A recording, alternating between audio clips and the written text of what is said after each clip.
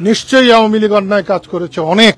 বঙ্গবন্ধু আর শেখ হাসিনা কোনো মতে এক কথা নয়। বঙ্গবন্ধু জাতির পিতা, স্বাধীনতার মহানায়ক। আজকে ৩২-এর বাড়ি যেভাবে জ্বলতে পুড়তে ধ্বংস হতে দেখলাম, তার আগে আমার মৃত্যু হলে অনেক ভালো হতো। নিশ্চয়ই আওয়ামী লীগ অন্যায় কাজ করেছে অনেক। শেখ মুজিব কিছু করে নাই, সে বাঙালি জাতিকে সম্মানিত করেছে।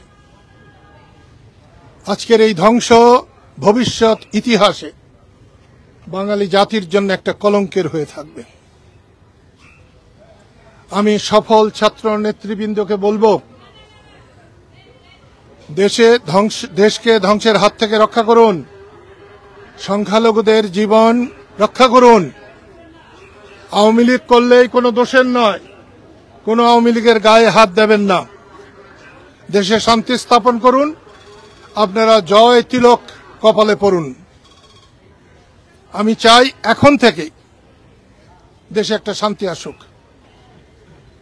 অধ্যাপক ইউনূসকে তত্ত্বাবধায়ক সরকারের বা অন্তর্বর্তীকালীন সরকারের প্রধান করা হয়েছে, আমি তাকে অভিনন্দন জানাই। এবং তার এখন এক মুহূর্ত প্যারিসে বসে থাকার কোনো মানে হয় না। দেশের শান্তি শৃঙ্খলা আনতে না পারলে তারও পরিণতি এরকম হবে। সেই জন্য আমি সবাইকে ধৈর্য ধরতে বলছি, সবাইকে নিয়ন্ত্রণের মধ্যে থাকতে বলছি এবং ছাত্র বন্ধুদেরকে অভিনন্দন জানিয়ে তাদেরকে বলবো, দেশে শান্তি শৃঙ্খলা রক্ষা করা এখন তাদের সবচেয়ে বড় দায়িত্ব এবং সে দায়িত্ব পালনে তারা ব্যর্থ হবে না, এটাই আমি আশা করি। বঙ্গবন্ধু যুগ যুগ জীবিত থাকবেন, তার সম্মান যুগ যুগ থাকবে।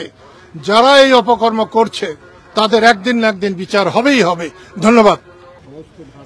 এটা কাজটা মোটেই ভালো না। সফল আন্দোলনকারীদের এটা দায়িত্ব নেওয়া দরকার।